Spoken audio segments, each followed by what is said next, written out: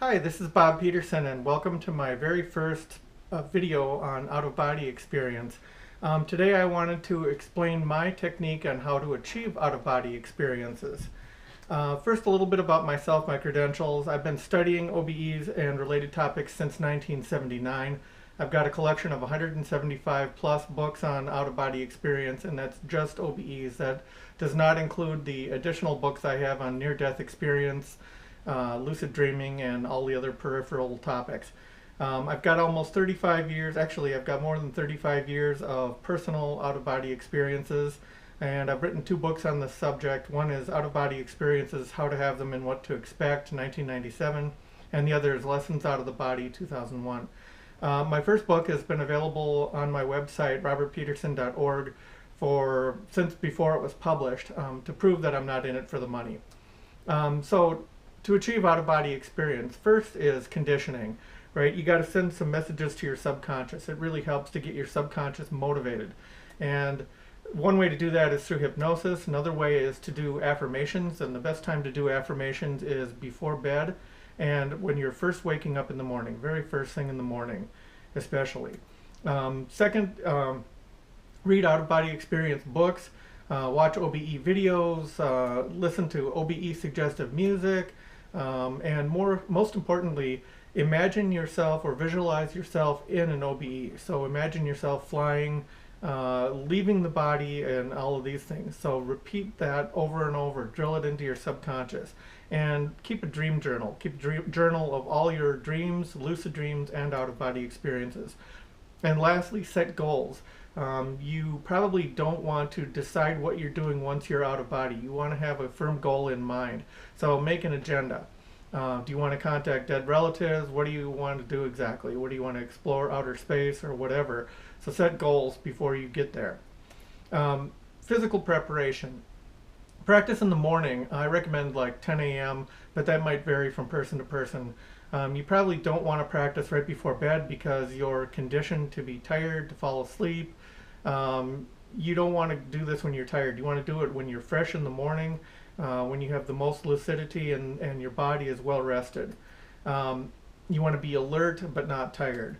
You want to have no noise, no distractions if possible. If not possible, if you've got cars and traffic noises and things like that, perhaps you can use earplugs, or you can use some noise canceling headphones or something like that to help you. Make sure there aren't any deadlines. Don't set an alarm clock for 15 minutes and say, okay, well, gee, I wonder if my 15 minutes is about up, that kind of thing, because that's a distraction too. You want to be totally focused. Make sure there aren't any animals like cats that are about to jump on you, or that you would worry about them jumping on you even if they aren't there. And if possible, don't practice from bed. We're conditioned again to fall asleep when you're in bed, and you don't want that negative conditioning. You want to be alert. If there's no other choice, by all means, go ahead and practice from your bed. I've had the vast majority of my OBEs from my own bed, but it's always better to be somewhere else, if possible, like lying on the couch or something. And no drugs or alcohol. You want to be able to focus as much as possible. Drugs like alcohol and such tend to unfocus your mind, and you need all the focus you can get. Step 3, relaxation. You want to relax every part of your body from head to toe, and if you want, it may help to go through each muscle group. You want to reach a point where you can't actually feel your body anymore because you're that relaxed. Pretend your body doesn't even exist, so if you can, try and forget about your body. Step 4, quiesce and focus your mind as much as possible. So you want to aim for that staring off into space, kind of a light trance condition, if you will. Your mind should be absolutely quiet and still, not going anywhere. Your awareness should be a tiny pinpoint if possible, and you want to be completely passive. You want to be single-minded, and you want to be an observer only. You want to be receptive to whatever happens. These are all very important. Step 5 is when you're actually doing the practice, you want to wander the edge of consciousness / sleep. You want to wander the border between waking and sleeping. You don't want to be distracted by things like itches, and a lot of people complain about itches, Oh, when I try and practice, you know, my elbow itches and then my face itches and this. Well, take a look at when you fall asleep at night. When you fall asleep at night, you don't have all of those itches, right? So the itches are because of the way you're focusing. So you want to unfocus and get as close to sleep as possible. And when you're falling asleep, you don't itch. So you want to aim for that same direction. If you have itches, no problems. Just scratch it and move on. Get rid of that distraction from your mind, and then go back to focused meditation. Let yourself get as close to sleep as possible, but do not fall asleep. This is a difficult thing to do. Most people don't get close enough to sleep, and I think that's where the problem is.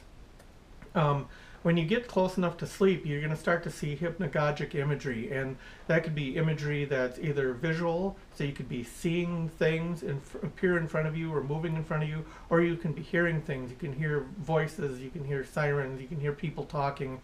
Don't be too distracted by that. That's ordinary, everyday stuff that happens when we fall asleep, but most of the time we're not aware enough or not paying attention enough to watch it go on. So don't get drawn in by them. You have to make sure you don't get distracted by those hypnagogic images. Do not take an interest in them. Do not pretend what if with them. It's just going to pull you into sleep, and you don't want that. So you want to maintain conscious awareness at all cost. Step 6, take control of an image. So you're out there, you're on the borderline of waking and sleeping, and you start to see hypnagogic images, right? So you want to visualize an object or take control of that hypnagogic object that you see. Hypnagogic objects are usually a lot easier to take control of than to try and visualize your own object. But any object will do. A lot of times I like to visualize an octahedron, and octahedrons look like this. Right, it's an 8-pointed. It's like 2 pyramids stacked on top of one another. Okay, so move the object. So you want to begin to just make sure that it's moving. Always keep it in motion. If possible, spin the object, because it's a lot easier to visualize an object spinning than it is a stationary object. If you visualize a stationary object, it's going to disappear. It's going to lose cohesion. If you spin the object, it'll be much easier to visualize and hold the visualization. Next, you want to swing the object back and forth. So you want to keep that thing going forward, backward, right? You want to increase the amount of swaying toward you and away from you. You want to make it swing toward you and away from you. You want to alternate to and from, so it's swinging back and forth, and meanwhile it's still spinning all this time. You imagine a gravity between you and the object. When the object gets closer, the more it pulls on you. So if it gets close to me, I'm feeling myself kind of a gravity between. As it goes away, you feel less pull. It gets toward you, more pull. Away from you, less pull. Further away, the less it pulls. And you want to start imagining yourself swaying opposite to the object. So imagine, if you will, that you're inside your physical body, but your awareness, imagine, is in the astral body, and imagine that your astral body is swaying like a liquid inside your physical body, and it is swaying opposite to the movement of that object. And then when the object gets close, you let it pull you out of your body. So you remain passive and you watch the swaying. When the object gets near enough to you and the momentum gets enough, you basically follow it and let it pull you straight out of your body. Many times at this point, what happens is you'll feel a zap. Suddenly you'll be pulled into sudden awareness, and you'll still be inside your body, but you'll feel vibrations.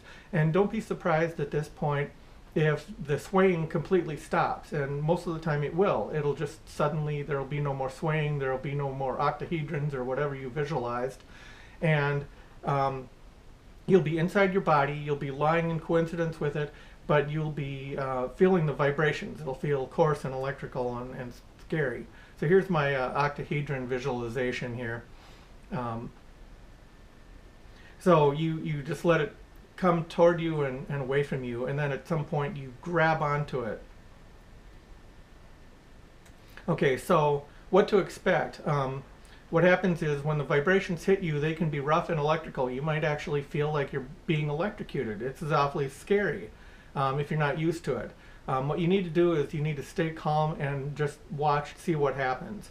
Remain completely passive. Don't try to make the vibrations stronger, because usually if you try and mess with them, they're going to get weaker. So just try and be as passive as you can. Watch what happens.